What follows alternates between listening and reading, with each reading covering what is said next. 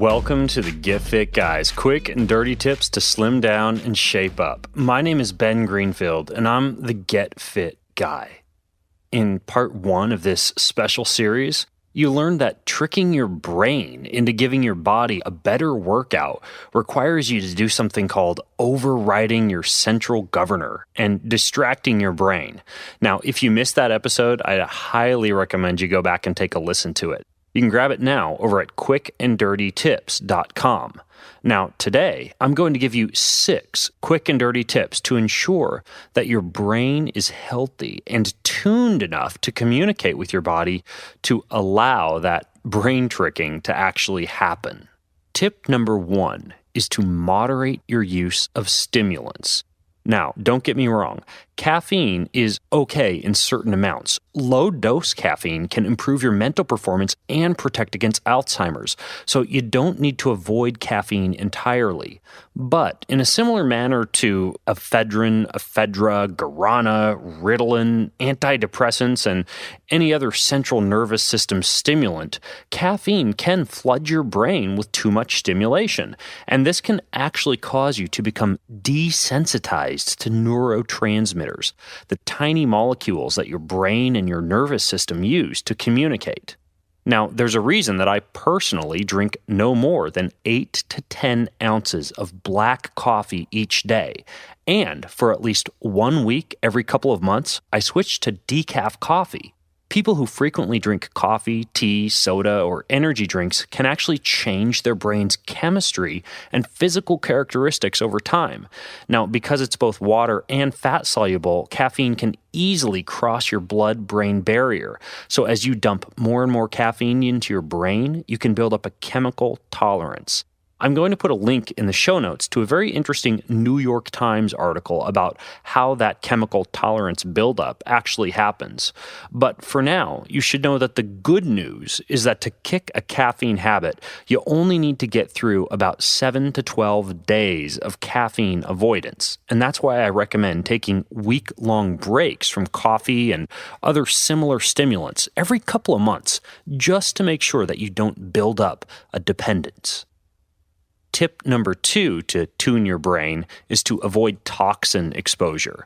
And toxin exposure can be mycotoxins from moldy food, like leftovers in your refrigerator, the fragrance of your cologne or your perfume wafting into your nasal chambers, or the air freshener hanging in your car. Any of these can affect the production of neurotransmitters and your sensitivity to neurotransmitters, which can cause things like brain fog and fuzzy thinking. So what are some ways you can reduce toxin exposure? Well, you can use organic fruits and vegetables whenever possible, and if not, at least wash your produce in a water and vinegar solution. You can use natural cleaning chemicals like lemon juice, vinegar, and baking soda. You can use natural personal care products made from things like essential oils and avoid parabens and dyes and fragrances that are synthetic. You can use home air filters or home water filters, and you can even look into something like holistic dentistry rather than modern dentistry. Now, if you want more details on this or it's all new to you, you should check out an article that I wrote called How to Protect Your Body from the 10 Hidden Killers in Your Home. I'll put a link to that in the show notes over at quickanddirtytips.com. Tip number 3 is to avoid sensory overload. In this highly sensory world, rapid visual and auditory effects from television, movies, computer games, electronic monitors, flickering faster than the eye can detect, radio and EMF waves, fluorescent lighting, a hurried lifestyle, and excessive work all require your brain to constantly modulate high levels of sensory bombardment that it probably would have never encountered in a more ancestral, natural setting. And your brain must calm itself down from all this stimuli using its own precious supply of calming, inhibitory neurotransmitters. This overstimulation has a significant impact on those neurotransmitters and the chemicals in your brain. So consider the following. Do you listen to really loud music while you're exercising? Do you have a steady diet of fast-moving, exciting, or violent movies or video games, especially before bed? Do you play a lot of computer games, often for long periods of time, such as several hours in a row? Do you spend much of your day staring at a computer monitor? Do you constantly have the radio or streaming music playing in the background? Does your home or workplace constantly have artificial fluorescent lighting turned on?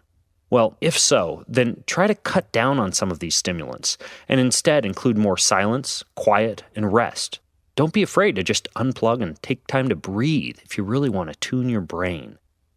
Now, tip number 4 is to fix your gut. And this might come as a surprise, but the nervous system in your gut actually uses more than 30 different neurotransmitters.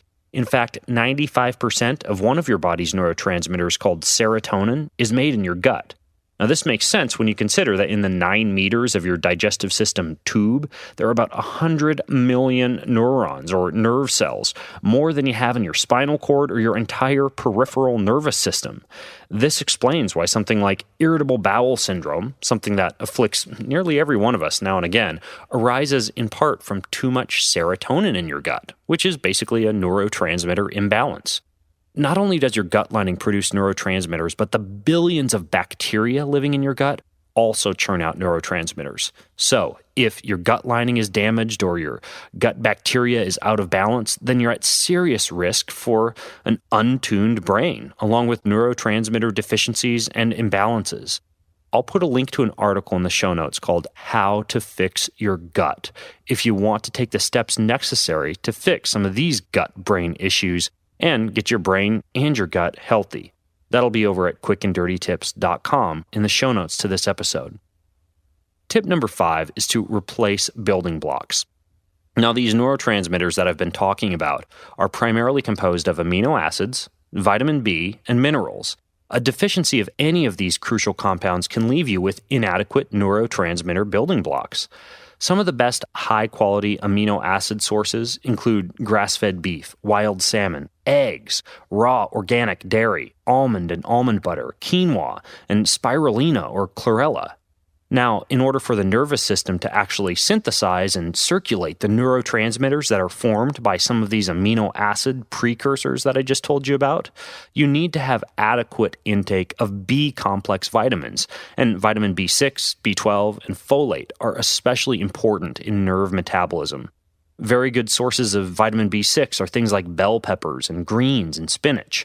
Good sources of folate are, again, spinach and also broccoli, beets, turnips, and asparagus, along with romaine lettuce and, yes, even liver. Good sources of vitamin B12 include fish and, once again, liver. Trust me, liver's not that bad if you know how to cook it the right way.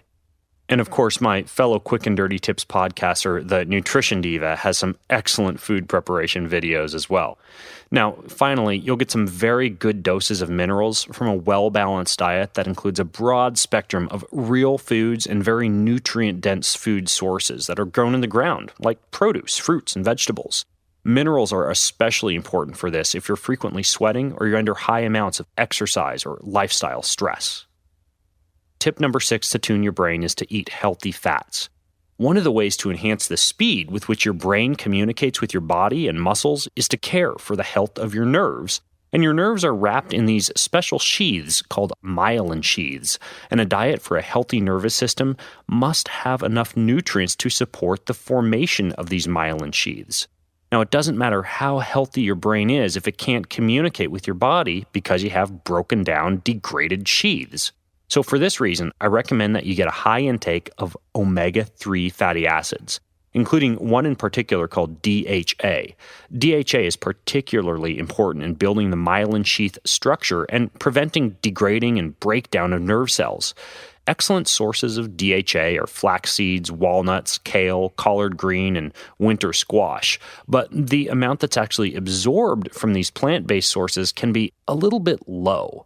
Better sources of more readily available omega-3 fatty acids and DHA are things like salmon, sardines, grass-fed beef, halibut, shrimp, cod, tuna, and if you are vegan or vegetarian, look into an algae-based supplement like energy bits or marine phytoplankton. Now, other foods that support your membranes and your myelin sheaths include olive oil, almonds, pecans, macadamia nuts, and avocados. So, let's do a quick review. To tune your brain and to help your brain communicate with your body with lightning speed, you can moderate your stimulant intake, avoid toxin exposure, avoid sensory overload, fix your gut, eat brain-building blocks, and eat the right kind of fats. Now, if you can do these 6 things, then you're going to find that your brain is well prepared to allow your body to get a much better workout. In the meantime, if you have more questions about how to get a healthy brain or how to trick your brain into giving your body a better workout, then leave your questions over at facebook.com/getfitguy. And until next time, I'm Ben Greenfield, the Get Fit Guy, asking you, what are you waiting for? Go get fit.